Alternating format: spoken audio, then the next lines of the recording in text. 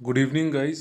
आज इस short video में हम ये डिस्कस करेंगे कि आपको क्वांटिटेटिव एप्टीट्यूड यानी कि मैथमेटिक्स का पढ़ाई कैसे करना चाहिए। बहुत सारे एस्पिरेंट्स इसी चीज़ को लेके परेशान रहते हैं कि क्वांट्स अगर हम पढ़े तो कहाँ से शुरू करें और हर एक चैप्टर में हम कितना टाइम दें, और रेगुलर प्रैक्टिस चाहिए कि नहीं क्वांट्स में, या फिर मॉक से ही हो जाएगा, या फिर आप और भी डाउट्स रहता है कि डेली हम एरिथमेटिक करें कि नहीं करें।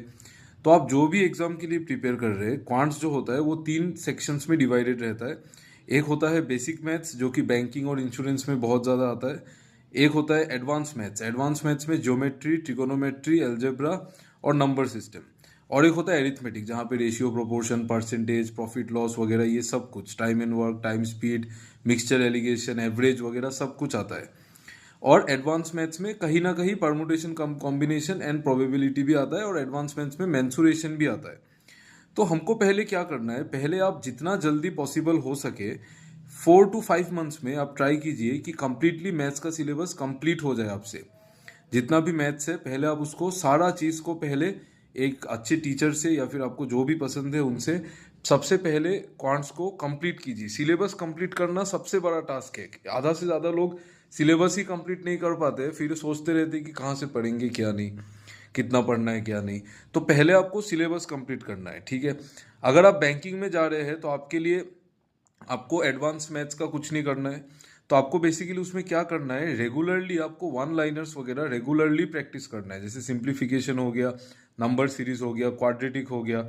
और एरिथमेटिक का किसी भी बुक से आप 2-3 सवाल डेली लगाइए। हर एक चैप्टर से किसी भी बुक से आप 2-3 सवाल डेली लगाइए। उस तरीके से आप उसको बनाइए, मतलब 2-3 चैप्टर से सवाल, जैसे 10 सवाल लगा लिए, बट उसमें आप मेक श्योर करो कि एक चैप्टर ही कवर ना हो। एडवांस मैथ्स के रिगार्डिंग आपको एक चैप्टर बहुत ज़्यादा प्रैक्टिस करना पड़ेगा, दैट इज ज्योमेट्री। ज्योमेट्री में बहुत ज़्यादा ही प्रैक्टिस करना है, उसका कोई शॉर्टकट नहीं है, कोई भी हल नहीं है दूसरा। प्रैक्टिस ही उससे उसको आपको बना सकता है। तो ज्योमेट्री को अच्छे से प्रैक्टिस करना है।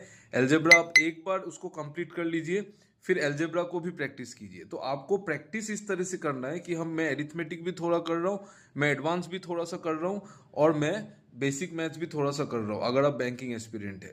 तो आपको ये चीज़ मेक श्योर करना है कि आप जितना प्रैक्टिस कर सके उतना ही। मैथ्स तो प्रैक्टिस का ही गेम होता है। नंबर्स को जानना है अच्छे से, हर अलग अलग तरीके से क्या क्या करना है। और सबसे ज़्यादा जो फोकस करने वाले चैप्टर्स है वो है number system, time, speed and distance, geometry and mixture and allegation, ठीक है। All the best. Thanks for watching the video. Thank you.